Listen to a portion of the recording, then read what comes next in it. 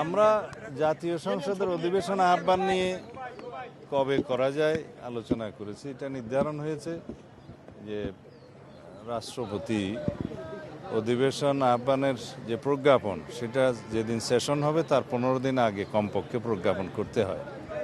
তো এই সামারিটা জাতীয় সংসদ সচিবালয় থেকে মাননীয় প্রধানমন্ত্রীর দপ্তর হয়ে রাষ্ট্রপতির কাছে যাবে।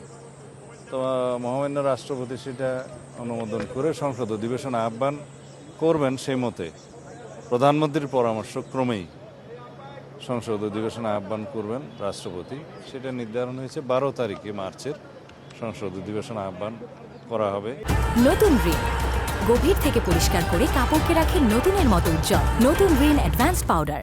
এবং সেই অধিবেশনে কি কি কর্মসূচি থাকবে, কার্যসূচি, অর্ডার অফ দি ডে, সে বিষয়ে আলোচনা হয়েছে।